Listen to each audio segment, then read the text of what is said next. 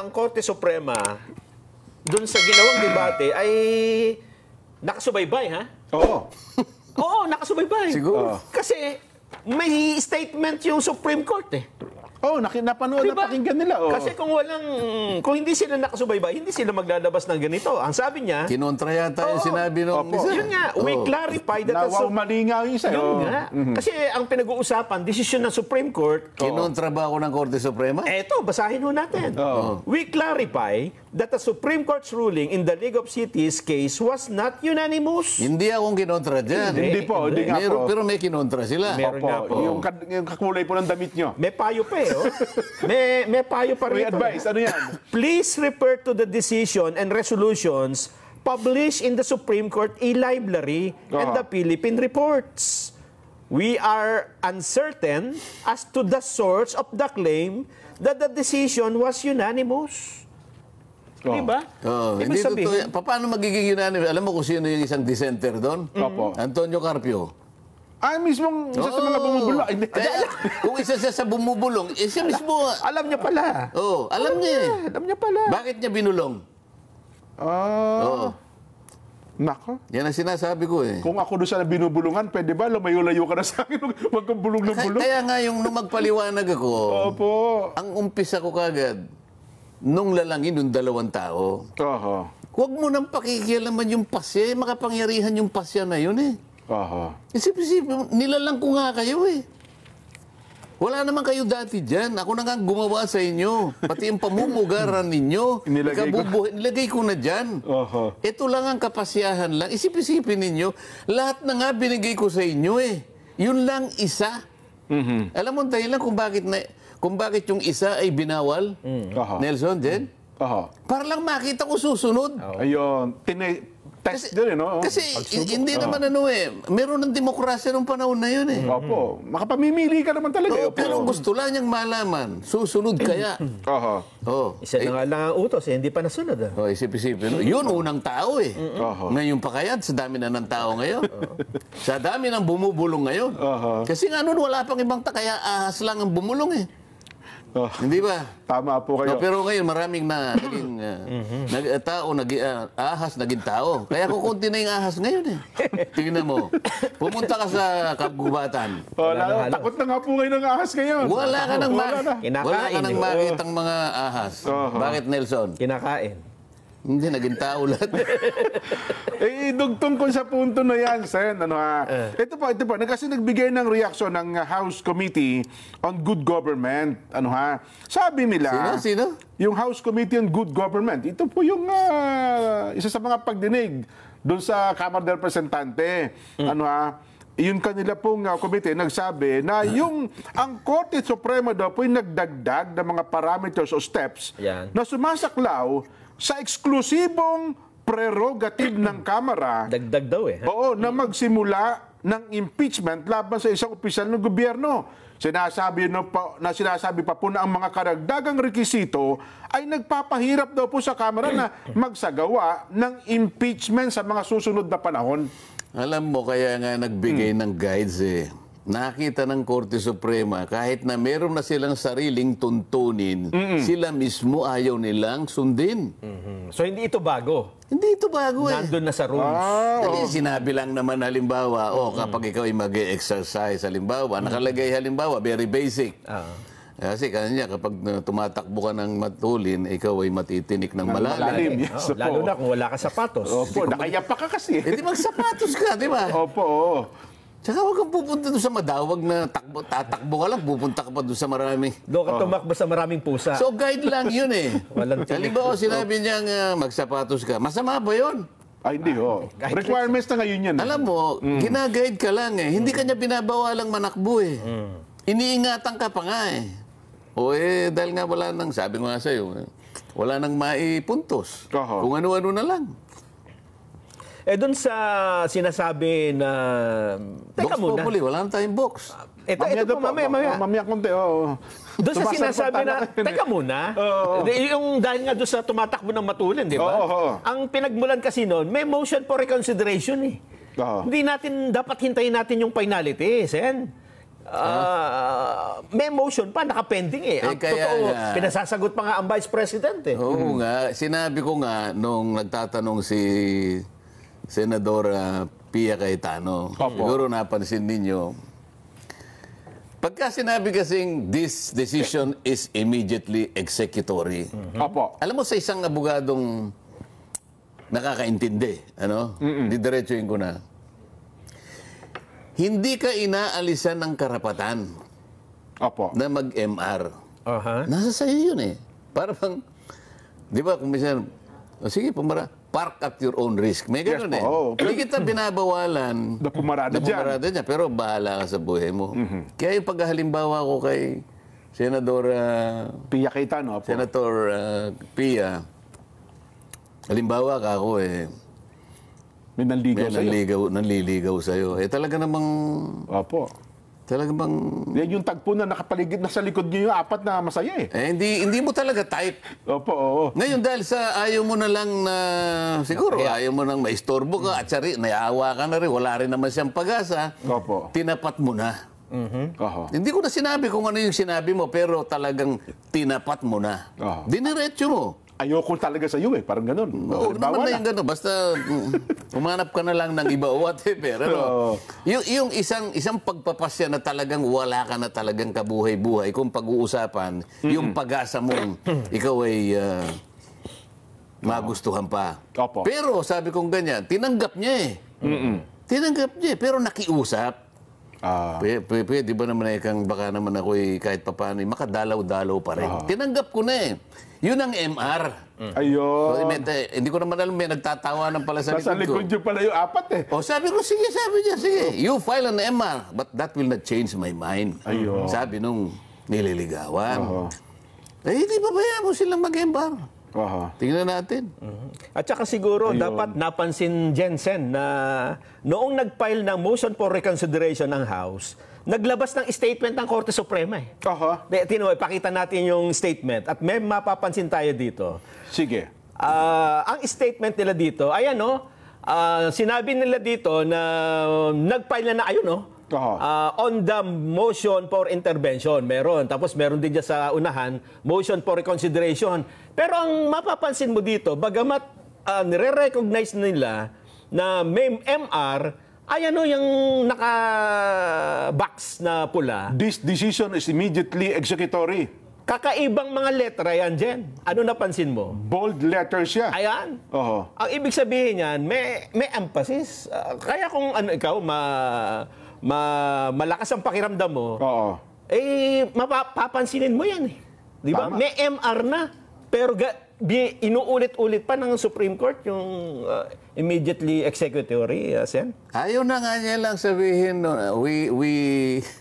we do not entertain any more pleadings. Hindi niya na sinabi yun. Because there is another way for saying that. Halimbawa, this is immediately executory. Formalidad na lang. Bahala ka kung gusto mo. Parang Consuelo de Bobo, sige, mag-file ka. Ikaw ba? Magpa-file ka pa, Jen.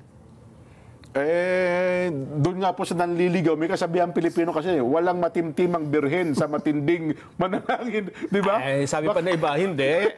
Kahit na tayo ay hindi dahil sa alam mo matatalo na, hindi na tayo lalaban. Ganon? Basta laban pa rin tayo. Yan yung mga katwiran ng isang senador. Hindi niya common sinabi, hindi na tayo lalaban. Tama. Hindi ako ganun. Ganun po. Ako practical akong tao eh. Ako mas naniniwala ako sa mga bayani. Si Rizal. Bayani po sa digmaan ito. Si Dr. Jose Rizal, sabi niyo, wala na yan kanya. Sumurrender na tayo kanya. Ayoko yung natatalo tayong kanya. Maging practical na. Masasakripisyo yung mga Pilipino eh. No? Ayoko yung para lang tayo, magpapasikat pa tayo. Ayoko yung puro optics na naman eh. Alam mo naman ako, nung bata ako, isa lang naman ang aking pinapanood yung FPJ, di ba? Opo. Kasi yung FPJ kasi, Jen, mawalang galang na sa ibang mga artista. Opo. Yung FPJ kasi, tahimik yun eh. Opo. Walang optics yun eh. Di ba? At saka yun, lalong-lalo na yung mga naunang pelikula noon. Yung mga kaparehang babae, parang dekorasyon lang. Walang masamang tinapa ito. Para lang masabing may leading lady. Para lang siguro kasama talaga sa rekado ng Istorya.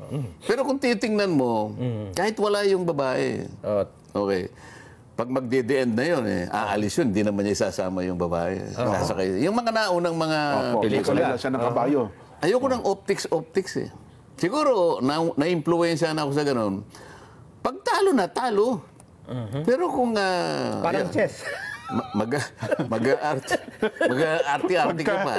Nakita mo naman yung pag naglalabang kami ng chess ni... Suko kagad. Siya Maginoo, sports-minded. Isip-isipin mo, isang kabayo na lang, wala na. Yun ang gusto ko. Pero yung pipilit mong ilaban, kahit alam mong ikaw ay silong-silo na, ay, hindi ako ganun, Jack. Sayang oras di ba? Nako. Napanggit niyo yung pelikula ni FPJ. Napanood niyo ba yung pelikula ni Lito Lapid? Ba? Guerrero. Cuadro de Alas. At saka, masaya kahapon, ha? Hindi, no isang araw. Isang araw. Nag-viral Hindi ba yung Guerrero nasaan ka? O kaya yung Hieronimo. Yan, Ha? Isip-isipin mo. Ayos. Akalain mo nga nagkaroon ng Indian dito sa Pilipinas. Kung ano-anong pinag-uusapan natin, hindi ba dapat meron tayong box populi dito? Ito, sabi niya, dito daw po sa inilabas na archive ng Senado, sa isang statement po mula dyan sa Kamara, sabi nila, ang Pilipino daw po ang talo sa hakbang ng Senado na i-archive ang impeachment complaint laban daw po kay BP Sara dahil sila ay napagkaitan daw po na makita ang mga ebidensya at magkaroon daw po ng pananagutan ang matataas na opisyal ng gobyerno. Ayon po yan kay yun sa chairman nga po ng House Committee on Good Government and Public Accountability. Magi itong ating kaibigan, si Kong Sia Alonto Adjong, sabi niya mukhang... Talo ang Pilipino. Talo daw po ang Pilipino sapagkat in-archive ninyo. Hindi tuloy masasagot ni BP Inday Sara ang mga paratang sa kanya. Yan ang hirap pagka ganyan. Ang palaging iniisip ang Pilipino. Opo. O kung ba iniisip nyo Pilipino, ipagpalagay na natin na gusto nating ituloy yan. Magkano ba yung involved na amount dyan? Ilang milyon? Parang 612 million, more or less. Palagay mo. Magkano yung ating ginugol sa baha? 500 billion yung pinakahuli. Lahat ngayon, 1 trillion naman yun. 1 trillion na. 1 trillion yun. 1 trillion, opo. Pero wala man lang isa na gustong imbestigahan ito. Nasaan ang katwiran dyan? Na akala mo talo ang Pilipino sa 600 million. Hindi talo sa 1 trillion. Talon-talo ho doon. Kasi sa 600 talo, hindi sa 1 trillion, talon-talo. Ang sinabi ko naman sa kanila, pag binasa po ninyo ang desisyon ng Korte Suprema, hindi po nila kayo sinasansala na mag-file ng isang matinong impeachment complaint. Tama. Yung isang impeachment complaint na dumaan sa pamamaraan ng inyong sariling tuntunin.